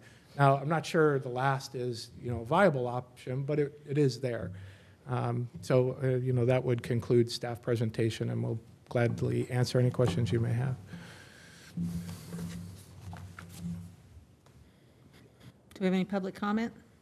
I was going to ask. I was just going to ask a question. Chris, did the county supply any statistical data to support their position that we underfund whatever the courts or the court system? No. In fact, the past few weeks I've been reaching out to them to try to get some info and have not been able to get numbers. They haven't been able to, or just have not done it?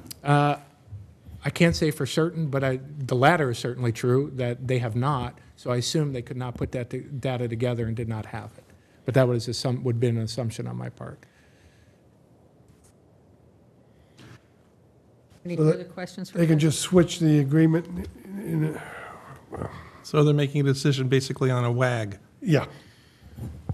Yeah, I think, the response I would get is that, they pool their money, sales tax, property tax into the general fund, and then the general fund is used to pay those.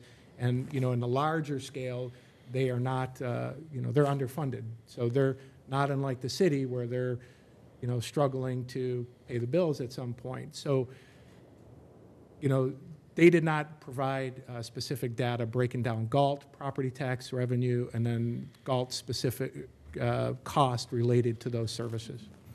So the property is currently, they collect 100% of the property tax, property that's been in many of those families for a very long time. I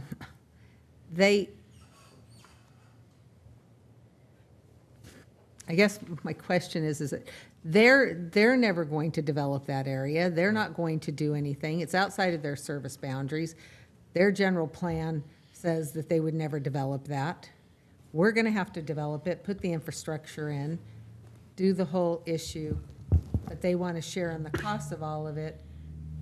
And when they're probably just by us annexing it, the value of the property goes up, and they're going to get 50% of that, probably they get equals the all of benefit. what they're getting now. Yeah, they You get the would benefit. get an increase in the revenue, and if they're talking about the courts, that deals mainly with either commercial or residential development, not industrial. Right. So, I mean, there's no correlation in the impact of the development versus Yeah, and what they human want. services, that's Well, the other issue. Yeah, I think they want to set the Industrial doesn't precedent add now. cost to No, it human doesn't. services. So we were pointing out some of those same issues to the county, and in fact, our analysis shows how we don't rely on the county for any services when it relates to development, and we are unlike all the other developed communities in the Right. cities Yeah. in the county, because those cities, Sacramento, Folsom, Rancho Cordova, they rely on the county for sewer capacity, they rely on the county for joint road use, so the coordination and the effort from the county is much greater when it comes to development in those communities. For Galt, there's absolutely none. We are literally on an island, and I think we're the only community in Sac County that has their own sewer treatment plant. So we are a full-service city, unlike the other cities in the region. So, yeah, we've had a hard time with this, and we run the emotion of what they're now asking from us. Gene's got to calm me down sometimes, make sure we don't respond with, the poor emotions. But it's really upsetting. And having been here for a while and seeing other annexations that we've done, including the most recent Liberty Ranch Eastview, where it was a 50-50 property split, where if you look at that annexation, that's going to have more of an impact on the criminal system and the social services than an industrial annexation. Right. But I will say they are quick to point out that this provision will not apply unless we rezone property to include those commercial uses that we talk about. So, again, for the industrial project, I don't envision, this sales tax and TOT sharing to apply. But, I like to quote Winston Churchill, and I'm probably paraphrasing, but if you don't fight them on the beaches, you'll be fighting them on the cities, where, we need to hold the line now to not make it more difficult in the future. What they're trying to do now, from the sounds of it, is set a precedent here. Well, And my question is, do we get our court back? I'm getting amped up. Do we get our court back? We used to have this used to be a courthouse. Sacramento, do we get our court back if we pay this kind of money? Are police officers' time to go up there to testify and everything else? We did a cost analysis when they took the court away from us, and it cost us a boatload of money. I think that this agreement could affect us, and I defer to the city attorney, but under use tax, we have industrial users that produce use tax currently, don't we? I know Cardinal Glass was a... You mean sales tax? Use tax. Use tax, not sales tax, use tax. That I'm not familiar with. Well, I think you're referring to, there's the transaction and use tax, which I think a lot of cities in shorthand refer to as the sales tax. So there's Bradley Burns. This is specific to the Bradley Burns sales Okay, well, tax. maybe that's separate, but my understanding, it has been classified in the past here as a use tax from, say, Cardinal Glass. And I don't know if that is a retail and use tax or simply a use tax, but I know that they've generated. I believe, and Chris can correct me if I'm wrong, but I think we did pull some of the numbers to make sure. My memory was that when we were revising this, they were looking specific to the Bradley Burns sales tax, and so that we had checked there is some sales tax generation, though it is minimal. No, that is correct. And I don't know if that would fall into the sales tax or the tax revenue generators that they have listed and defined in the definitions of the new agreement. They probably don't know. So if you look at, I think it's attachment 2 of the staff report, and it's in red, it identifies on, I think it's the... Transactional and use taxes levied by the city. It talks about the definitions of the tax generating uses, and it talks about defines sales tax, defines big box retail, single purpose or regional tax general land use, which is your auto dealers, your big box, your 30 contiguous acres, and then it talks about your transit occupancy tax. So it specifically defines users that will have to pay that 50-50 split of TOT or sales tax. Well, I'm not familiar with the Bradley Burns Uniform Act is, but I just remember in the past, we had collected from, and it was a significant amount of money, from some industrial users in the industrial park. So Chris, if we chose option 2, where you guys go dispute, how long would that process be? So I think for the first part of it, and just to continue to oppose, and not signing, a lot of it would be dependent on whether or not we're successful or not. So if we know that the board, or staff is bringing the item to the county board at the end of July, we would know what the board's intention is at that point, and then we can have a determination on whether or not we want to continue to oppose and go to some sort of mediation. And I don't know how long the mediation would take from there. I mean, it's kind of charting new territory for staff. But, you know, there is the potential for delay, so that is the downside to opposing. You know, and in talking to LAFCO about the issue, he was sympathetic to our cause. He's sympathetic to the county too, because the county has real issues too. I mean, we know that. Just so we're sympathetic, but the reality is the county really holds the cards, because if they don't approve, we can't advance the application. So if the county, if we didn't approve this, would it still go before the county board at the end of the month, or are they going to pull it? It's my belief, and I don't know if, Gene, you could speak more to this, that their intent was to bring this to their board with or without our approval. Yeah, their intent was to take this language to the board. I think it was July 24th is their, at that board meeting. And which is unusual, because the past practice has always been to bring, have the city approve it first. In fact, the county, originates the draft document. We then negotiate and then have council sign it. It then goes back to their board, and then they approve it, and it goes on to LAFCO for complete application. We have we do have one council meeting before We have one more that. council meeting before that board meeting. So we could July actually postpone this a month.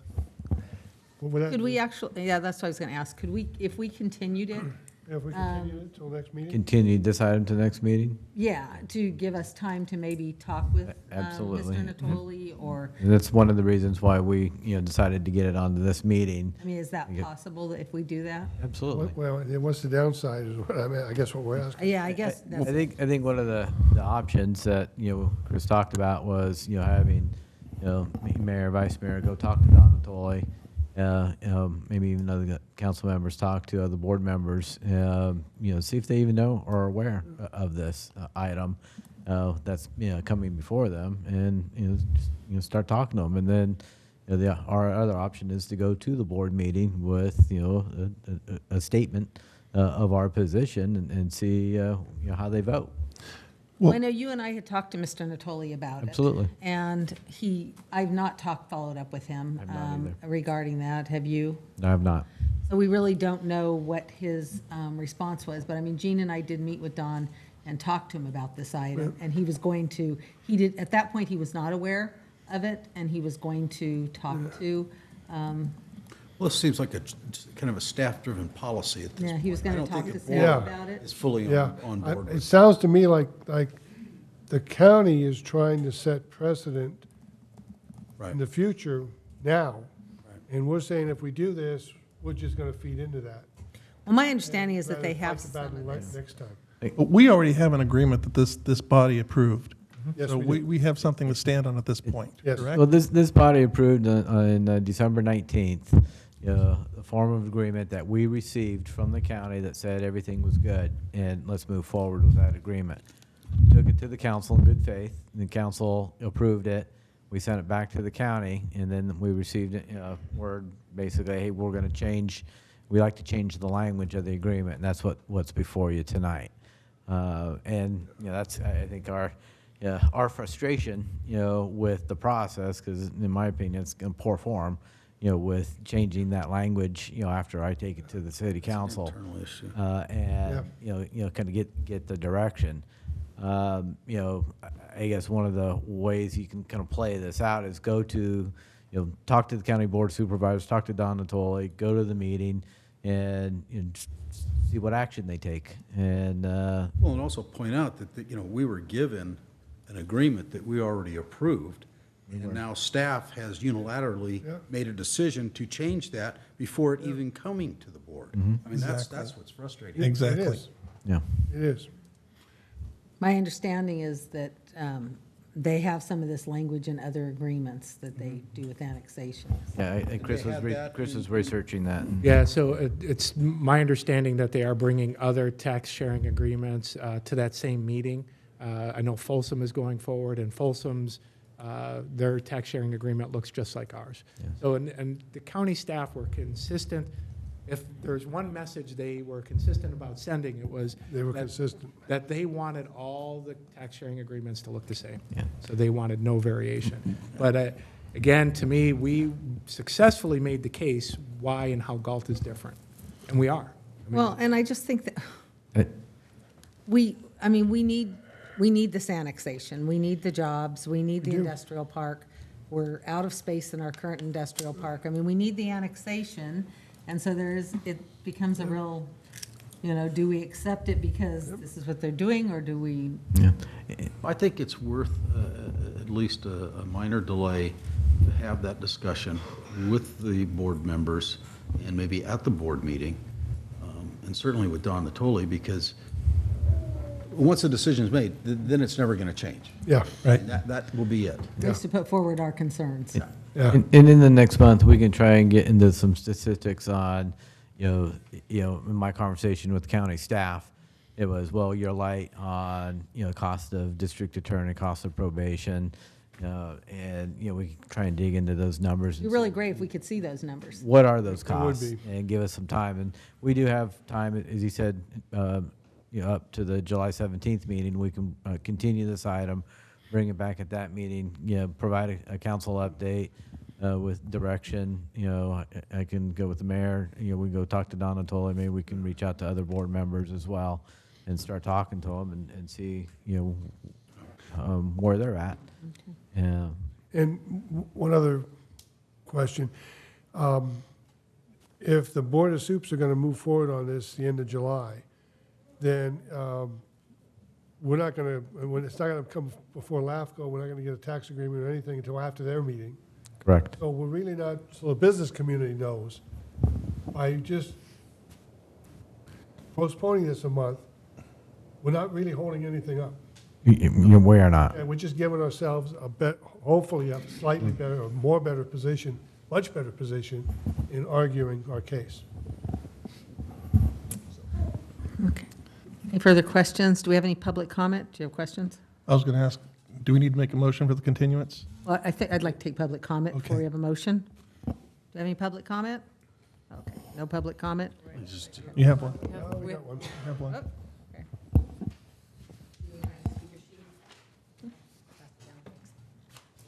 Good evening. My name is Julie Clark, for the record.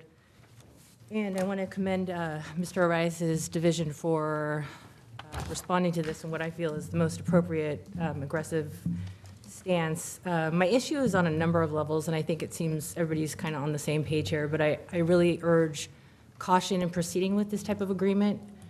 Number one, because of the precedent. Number two, I see a slight issue potentially. I don't know exactly how this would work, but if at some point a business were to generate sales tax revenue, the citizens of Galt are currently paying into the Measure R fund, which is part of that tax, so I don't know what kind of arrangement can be made, but otherwise, we'd actually be sending our sales tax revenue to the county, which would be an additional kind of not a very good arrangement. And the other part of it is that a city of our size, I don't know why we can't make the case for kind of an undue burden or some kind of an unreasonable expectation that we need to cooperate in this. As was mentioned already, the criminal justice impact is probably minimal. Social services minimal for industrial property. So anyway, thank you. Just to answer your concern, Measure R is a pass-through tax. It's not shared with anyone. It can't be. It's an ordinance. It's That's right. the citizens tax themselves. It's called a pass-through sales tax. Okay. So it's never shared, Okay. unlike other sales tax where we only get 1%. Right. So how does that work in terms of the revenue? So we pay, what is it, half a cent on every?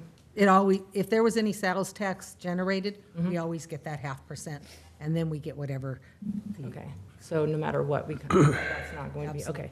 Yeah. Well, I guess I should finally say that my position on this is to urge caution and using our, I don't know, networking for lack of a better, term, or working with our local Don Natoli supervisors and just exerting all the influence that we can to, just try to negotiate a better arrangement, because I really don't see this as a good way forward. I mean, thinking about the impact of having to share property taxes in the first place seems a little concerning to me, especially, I know you've mentioned with developments like Eastview, the criminal justice aspect being handled by the county, I mean, that's definitely a huge cost savings, but just thinking about permanently losing that 50% of that revenue stream seems a little alarming when we think about parks issues and other things that are desperately in need of funding, so.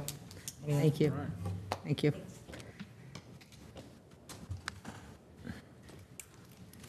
Okay, so do we have a motion? I move to continue this item to the next council meeting. I'll second.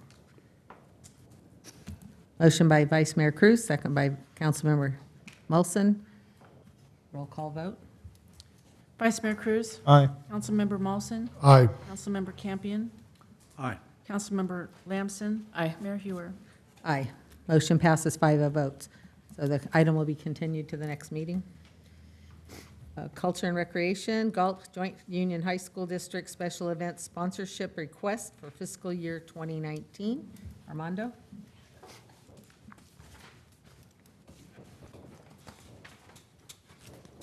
Good evening, Mayor and City Council. At the June 5th council meeting, members of the Galt High School District spoke under public comment, requesting that fees be waived for the Galt and Liberty Ranch homecoming parades in fiscal year 2019.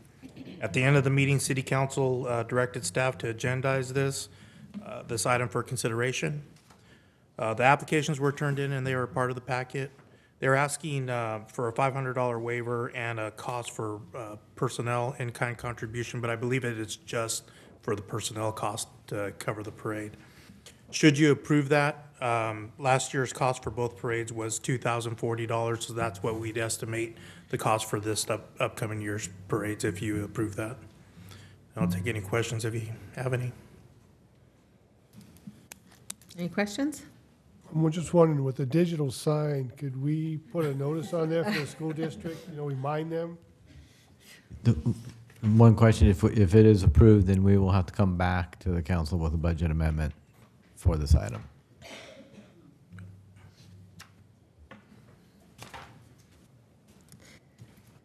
So it's cost of the street closures. They're, with these, they're rolling street closures, so you have the officers that are closing the streets as the parade's going through. Basically, there is no public works that would be part of this parade. It would be 100% of the police department. And they've told us next year they'll turn the application in on time. We have them on tape if you want to go back and hold them to it. Maybe we'll have a digital sign where we can Well, remind them out there. I guess it's just frustrating because you did your due diligence. You did what you were supposed to do. You sent the message to them. And now we're having to spend, we did our part, and because they chose not to do their part, they've got to come back and ask us for another change. So. But any further questions? The amount requested is for both or just one of the It parades? is for both. For both. Parades. I'm considering it one request through the district for the two different parades, so total $2,040 For both. for both. Well, I think it's important for us to continue to work well with the school district. I do think they're community events. They are a tradition in the community. There's no way we can say no to this, but we I can would make certainly the give them a motion. bad time. I would make the motion to approve. Second. Any further discussion? Can you include in the motion to bring back a budget amendment? Yes. And bring back a budget amendment to cover the cost of it. Which will be on the consent calendar, which will pull, okay. Okay. Roll call vote? Vice Mayor Cruz? Aye. Councilmember Molson? Aye. Councilmember Campion? Aye. Councilmember Campion? You get two votes, Anyway. dude. Aye. Lamson? Sit next to each other. And Mayor Hewer? Aye, motion passes 5-0 vote. Okay. Resident nonprofit organization criteria, City Clerk? Yes. During the discussion of the Community Benefit Grant Funding Program, back in March, City Council asked staff to bring back a recommendation for a resident nonprofit organization definition or criteria. The criteria would apply to all city programs and use of facilities.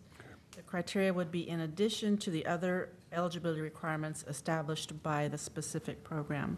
If City Council approves the resident nonprofit organization criteria, a resolution will be brought back for adoption.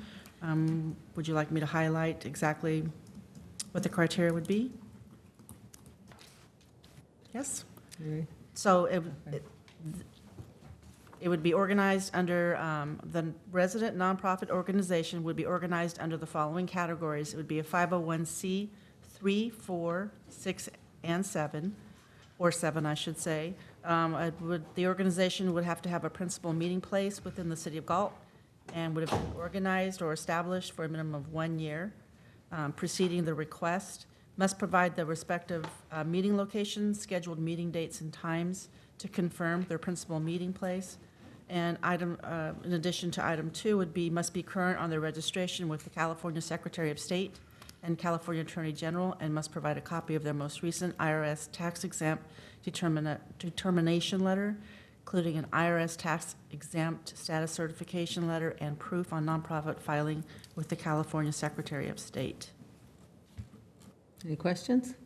This is basically a cleanup, so all our ordinances say the same thing. Correct. So the summary of the existing resolutions is also included in the agenda report. And this will not adversely affect what we've already approved? No, it will not. No, it'll just make all the ordinances. I kind of gathered that, just wanted to get it on tape as such. No, it does Yeah. not. Do we have any public comment? Okay. My only concern is that was something that Councilmember Molson had brought forward about looking at some of the other criteria of neighboring communities.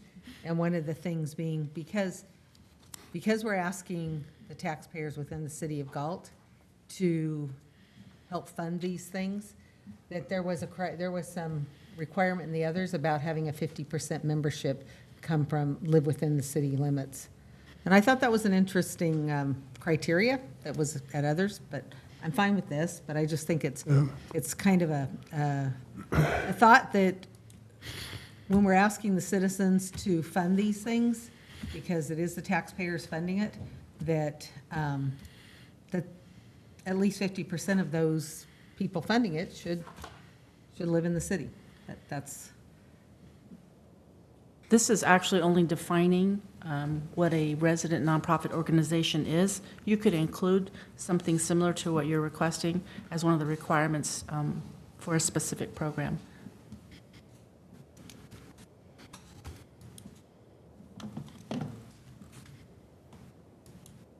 Any further discussion?